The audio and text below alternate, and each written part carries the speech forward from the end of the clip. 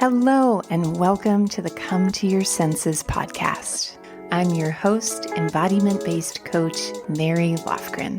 Here, we explore how to live bravely and beautifully through a lifestyle of embodiment. You'll hear gems to empower you around mindset, mindfulness, somatic psychology, and neuroscience, as well as beauty, food, style, and the art of slow living to meet your soul through the senses. I am so happy that you're here. Let's begin.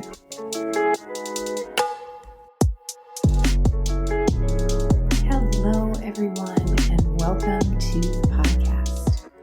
I am so glad that you're here. I was just reflecting on what I wanted to talk to you about this week, and what I've been working on lately is I like to call them treasure boxes instead of modules. I have for my signature coaching program called Embodied Intelligence, a self-coaching library, which is a directory of some of the most useful, powerful tools I have discovered in utilizing your full system of intelligence. And a big part of the experience of coaching together that's really important to me is that you leave empowered, not just from our sessions, but from the ability to replicate some of the transformation that you experience through your own practice of self-coaching. And coming up next month, we have a whole treasure box dedicated to sensual living and the healing power of beauty. And so I wanted to share a few gems, a few little pebbles from the bigger gem of the class that I have about creating a sensual, sensory, beauty-filled home in today's episode. So strap yourself into the demi-lune fainting couch and off we go. And if coaching together is something that you feel the tingling of an appetite for, you can visit schoolofsensualliving.com/coaching. I am currently full with clients, but I will be opening up my calendar come summer. So there's an option for you to hop on the waiting list at schoolofsensualliving.com/coaching. So as we explore bringing these sensory elements into your home, the first thing I would encourage you to do is, as you listen to this podcast episode, imagine one room in your home that you would like to focus on. Sometimes imagining your entire home can be incredibly overwhelming and can create a bit of decision fatigue. Your nervous system loves for things to be simple. It can be overwhelmed by lack of choice, and it can also be overwhelmed by too much choice. And so typically when I share this information with a client, their room of focus will be the bedroom. So I'll be using that in some of my metaphors and examples today, but you can really begin with any room in your home. And when we talk about and think about sensual living, where we want to begin is with what is the meaning of that word. And to me, sensuality is very simply using your senses to have an everyday experience of embodiment. So for example, as I record this, there are these beautiful yellow flowers on my table with a gorgeous navy blue vase that I picked up at an outlet many years ago, actually within the first couple of weeks of moving here to Western North Carolina. And as I work today and as I share with you today, there is absolutely no doubt in my mind that the addition of nature and color and beauty and sentiment in my sight line is affecting everything I do. And so when we talk about creating a more sensual home, I talk about this a lot in this podcast because it's a really important redefinition to continue hearing over and over again.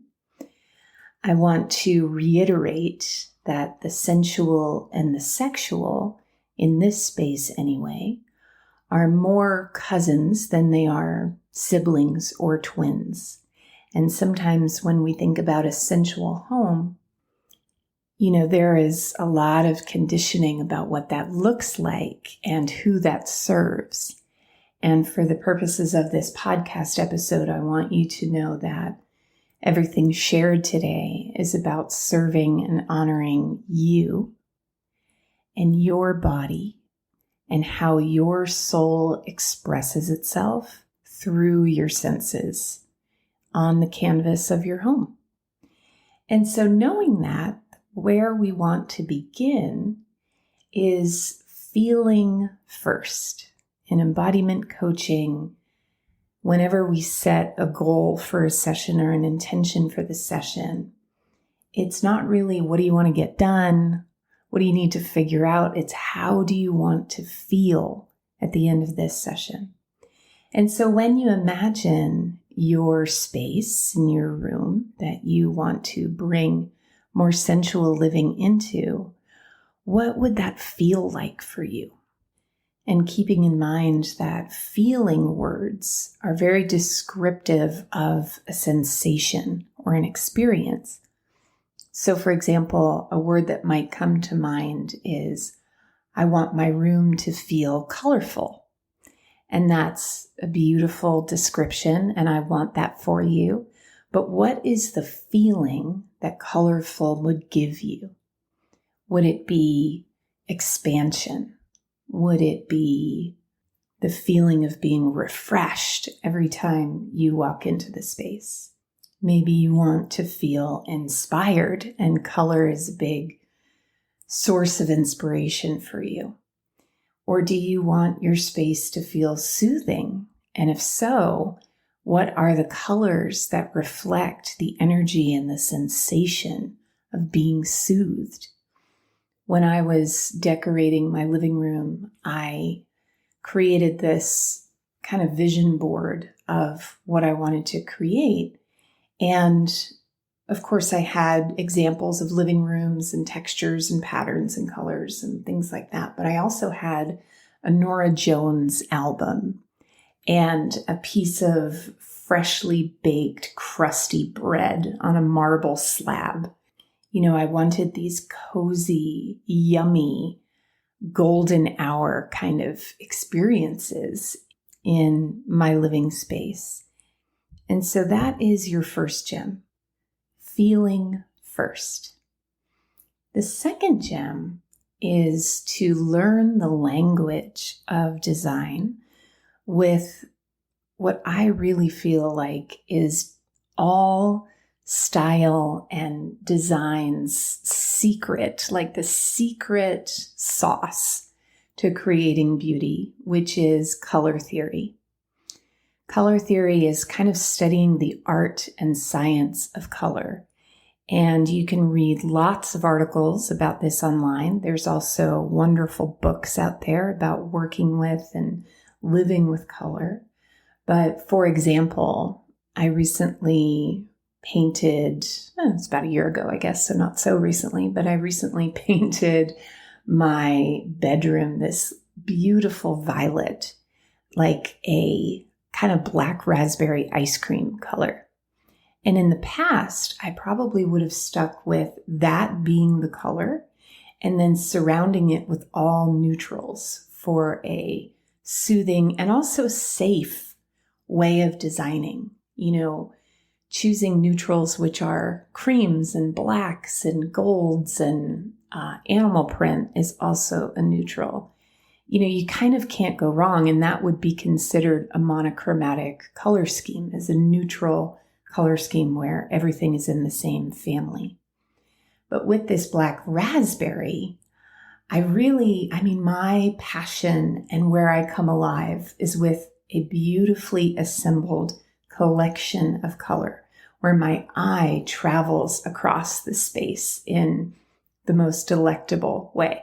So I have this photograph of an orange tree, this bright orange, which is a complementary color to purple. That's also an aspect of color theory. This orange tree on the Amalfi Coast, so it's got the sparkle of the Mediterranean in the background. And then above my bed, I have this beautiful picture of a goddess lounging in the base of a crescent moon, just dripping her magic and sparkle onto me as I sleep. And this is all held by a neutral bed frame headboard with like a linen backdrop that's framed with this like deep chocolate brown steel. So all of that is just to say, and then I have a pistachio bed covering, is that these are all a real wide array of colors and not what I would describe as matchy-matchy, but it really sings and it really works because it follows this science of color theory. So if you want to give yourself a gift and save yourself a hell of a lot of time in your decorating choices, begin to become a savant of different color palettes and color theory, and it will change your life, I promise. The next gem is to tell a story with your design.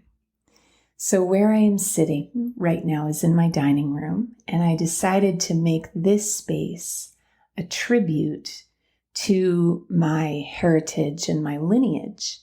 So in this space, I have photos of my Uncle Jim, who was killed in Vietnam, lighting a Marlboro cigarette. I have photos of my Uncle Fred, who is an amazing uncle and very near and dear to my heart. I have a photo of my mom holding me up as a little wee 3-month-old. I have a photo of my dad on the beach with his Aunt Martha when he was probably 7 years old. And then I have a photo of a brownstone in New York City because I lived in New York City for 15 years and I consider it my mother, my spiritual home. Whenever I see the skyline of New York out of a car window, I say, "Hello, Mother," because it just feels like a parent to me and a part of my family. I have framed sheet music of The Entertainer, which is a song that my grandfather used to play on the piano. I have a vintage National Geographic framed to honor my Uncle Jerry, who collected every issue of National Geographic that was ever printed. At least that was how it felt when we were cleaning out his attic after he passed away. And so it's like these tiny tributes remind me. Oh, I also have a beautiful picture of horses running across a snowy field to honor my dad, whose great passion in life was horses. And so I'm able to tell the story of my family and what feels like family to me without just saying, "This is my dad. This is my Uncle Jerry." And I got inspiration from this wonderful book called Home Sweet Maison. And it talks about the difference between American homekeeping and French homekeeping.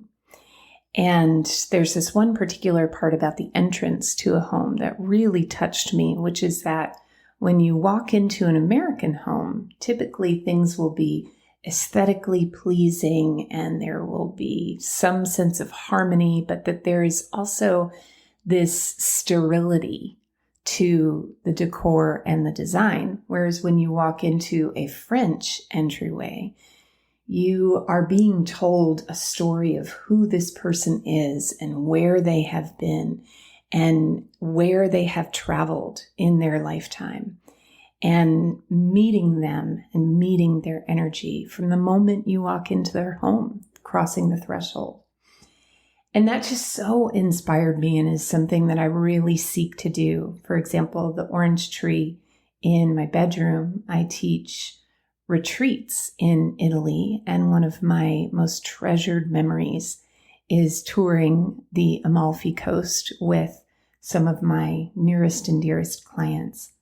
And so using your senses is a powerful way to tell a story in your home. And our last gem is some of my personal favorite sensual staples, the things that just add that extra textural, delicious touch to your home.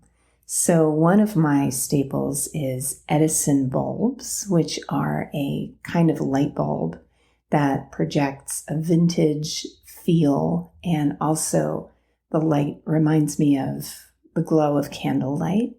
I love putting those in the lamps by my bed for a soft glow at night.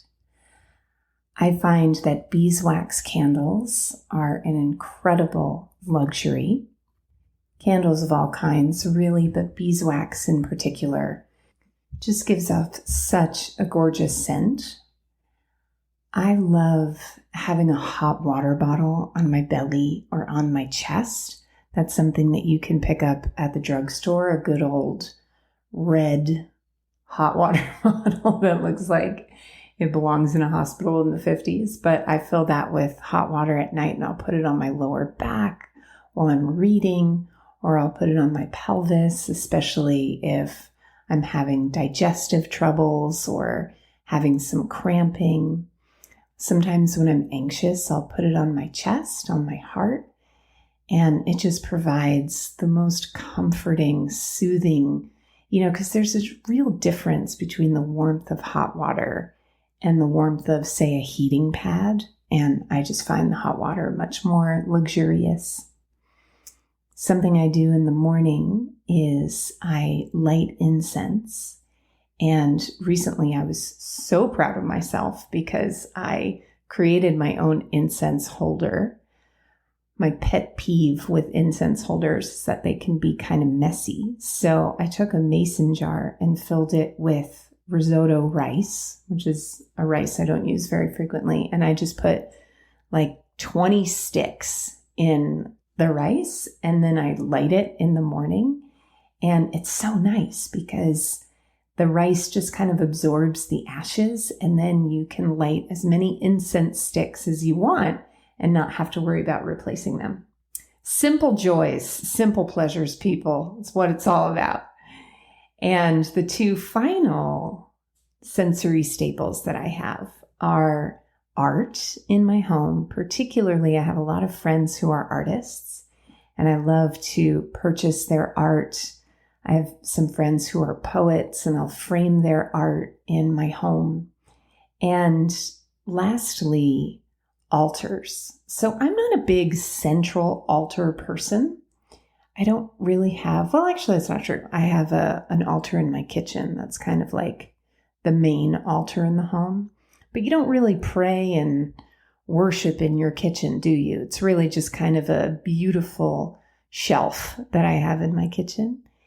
And instead, I have little altars all over the place. So in my bedroom, for example, I have this carved wood little shelf that I got on Etsy that looks like something you might see in Bali. And I have a little tiny dish full of rosebuds, dried rosebuds. And then inside that dish is a candle with the Venus of Willendorf, who is this voluptuous, busty fertility goddess. And it's actually a beeswax candle. I don't burn it, but I just use it as a statue. And it's just this little tiny altar to fertility and sensuality and curvaceousness in my bedroom. I have a tiny altar in my dining room where I usually do my journaling. And if I pull an oracle card, I have one of those little tiny, I don't even know what it's called. It's like something that holds a picture. I think you buy them at, craft stores. I'm hesitating because I wish I could describe what it is, but it's kind of like something that might hold a menu. Like if you looked at a menu on a countertop at a coffee shop that was held up for you. It's just a little stand, and it's tiny, and it holds an oracle card perfectly. And so I place that next to a candle on its little stand, and then it's there whenever I look to my left, which is where my water filter is. And, so I'm like revisiting it all day. And these are just tiny little portals to the sacred and tiny little tributes to the splendor of beauty and the way in which it is an access point to the divine in my home. And those, my friends, are just the tip of the iceberg of ways to create sensuality in your home.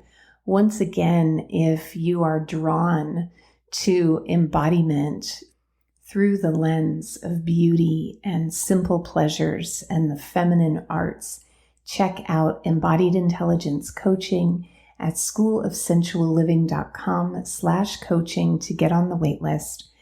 As always, if you enjoyed this episode, please consider leaving a review on iTunes to hear your name read on the air, and I will see you next time.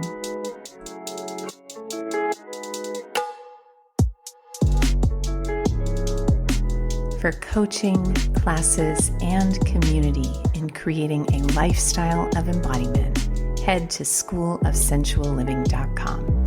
There you'll find a free video series on how to reduce anxiety and intercept the stress response through powerful, confident body language. Head to schoolofsensualliving.com/confidence to watch your first video today.